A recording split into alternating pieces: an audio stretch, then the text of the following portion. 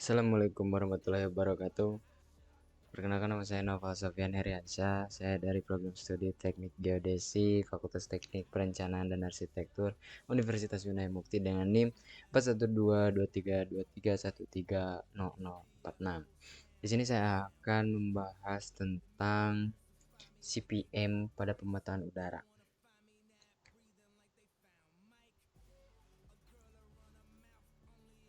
Yang pertama itu apa itu CPM?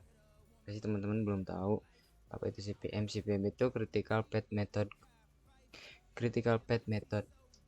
Jadi Critical Path Method ini adalah kerangka kerja sistematis yang membantu manajer proyek untuk merencanakan, menjadwalkan, dan mengontrol proyek dari awal hingga akhir.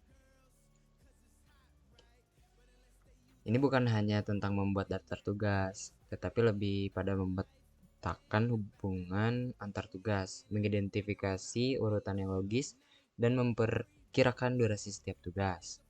Tujuannya adalah untuk menciptakan jadwal proyek yang realistis dan efisien, serta memberikan visibilitas tentang bagaimana setiap aktivitas berkontribusi terhadap penyelesaian proyek secara keseluruhan.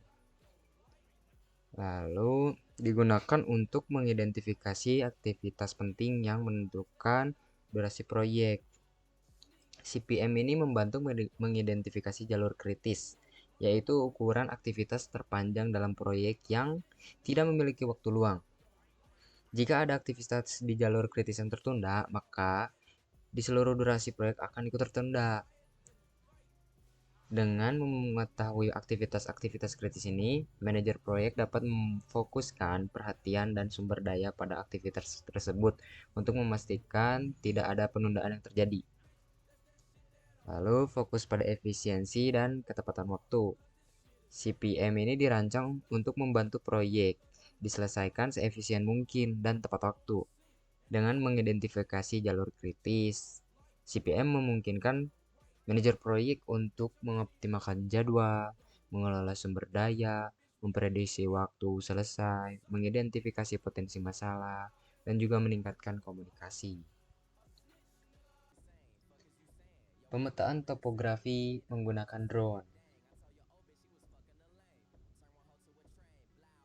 Proyek ini bertujuan menghasilkan peta topografi yang presisi tinggi, yang nantinya akan digunakan sebagai dasar untuk berbagai perencanaan. Misalnya, perencanaan pembangunan infrastruktur, pengelolaan lahan, atau analisis hidrologi. Menggunakan drone memungkinkan akuisisi data yang cepat dan detail. CPM akan membantu kita mengidentifikasi aktivitas mana yang paling penting agar proyek ini selesai tepat waktu. Ada juga penerapan CPM. Penerapan CPM pada pemetaan udara. Di sini kita yang pertama itu membuat daftar aktivitas dan estimasi durasi. Contohnya seperti tabel berikut. Nah, pertama kita mengidentifikasi semua aktivitas yang diperlukan dan perkiraan durasi masing-masing. Durasi ini bisa dalam hari kerja. Lalu ada penentuan ketergantungan aktivitas atau predecessor. Tabelnya seperti ini. Ini adalah langkah krusial atau langkah penting di mana kita menentukan aktivitas mana yang harus diselesaikan sebelum aktivitas lain bisa dimulai. Ini masih nyambung dengan tabel yang pertama. Lalu ada diagram jaringan. Contohnya seperti ini. Untuk visualisasinya, kita bisa membayangkan diagram jaringan activity on node atau AON, di mana setiap kotak adalah aktivitas dan panah menunjukkan ketergantungannya.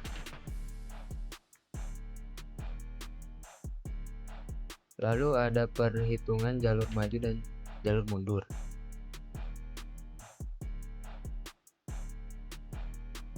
Langkah ini dilakukan secara matematis dengan menghitung ES, EF, LS, dan LF untuk setiap aktivitas dengan float atau slack 0 adalah bagian dari jalur kritis. Float dihitung dengan LS dikurangi ES atau LF dikurangi EF. Lalu identifikasi jalur kritis. Berdasarkan struktur proyek pemetaan topografi, jalur kritisnya cenderung melewati tahapan-tahapan yang membutuhkan waktu signifikan dan memiliki ketergantungan sekuensial seperti pengurusan izin, misalkan. Seringkali memakan waktu tidak terduga pengurusan izin itu. Lalu ada akuisisi data, sangat bergantung pada kondisi cuaca. Dan yang ketiga itu ada pengolahan data inti atau aerial triangulation, generasi point cloud, DSM, DTM, ortofoto, digitasi, kontur. Ini adalah tahapan yang kompleks dan berurutan yang membutuhkan keahlian dan perangkat lunak yang spesifik. Nah, ini contoh potensi jalur kritisnya. Kita asumsikan bahwa jalur perizinan C lebih lama dari persiapan peralatan D. Dan jalur pengolahan data point cloud, DSM, DTM, dan digitasi kontur atau J dan L lebih lama dibandingkan hanya ortofoto atau K. Lalu ada manfaat CPM dalam pemetaan udara. Manfaatnya itu yang pertama ada estimasi waktu proyek yang akurat. Kita bisa mendapatkan perkiraan durasi total proyek yang lebih realistis dengan menggunakan metode CPM ini. Lalu yang kedua, fokus sumber daya. Jadi manajer proyek bisa tahu persis aktivitas mana yang harus dipantau ketat dan di mana sumber daya harus dialokasikan secara prioritas untuk menghindari penundaan. Misalnya, memastikan tim yang mengurus izin bekerja seefisien mungkin. Yang ketiga ada manajemen risiko proaktif. Jadi dengan mengetahui aktivitas kritis seperti akuisisi data udara yang rentan cuaca, kita bisa menyiapkan rencana cadangan. Dan yang keempat, komunikasi yang jelas. Seluruh tim dan klien memiliki pemahaman yang sama tentang jadwal proyek dan aktivitas-aktivitas penting. Kenapa CPM itu penting?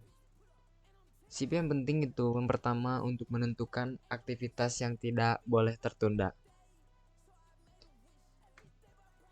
Jadi salah satu manfaat utama CPM adalah kemampuannya untuk mengidentifikasi jalur kritis.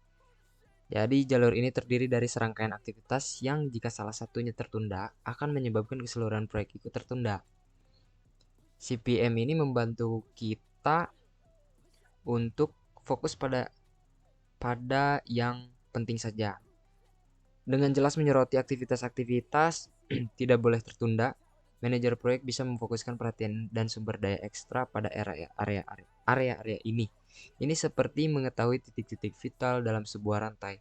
Jika ada yang putus di sana, seluruh rantai akan gagal. Lalu prioritas yang jelas.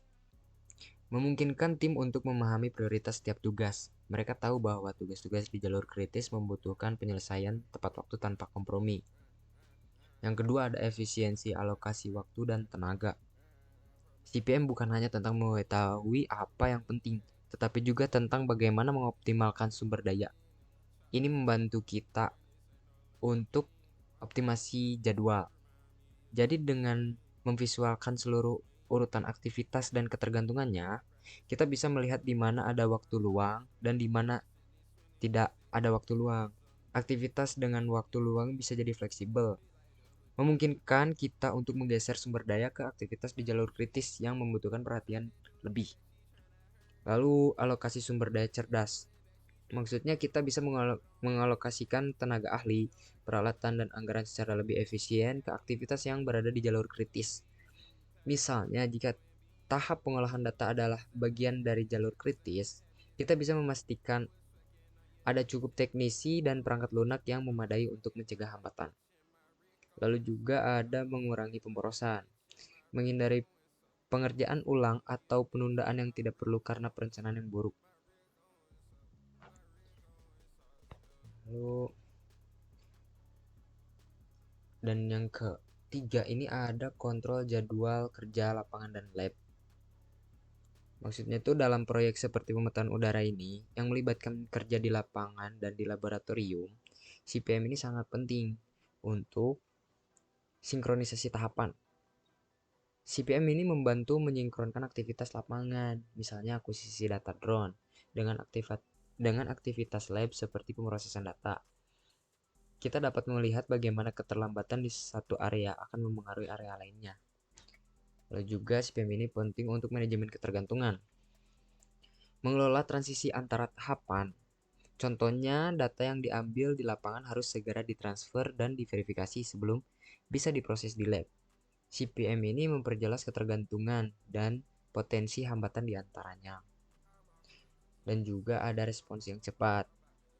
Jika ada masalah di lapangan, misalnya cuaca buruk yang menunda penerbangan drone, CPM ini memungkinkan kita untuk segera melihat dampak pada jadwal keseluruhan dan membuat penyesuaian yang diperlukan untuk meminimalkan keterlambatan proyek. Dan yang keempat, kenapa CPM ini penting?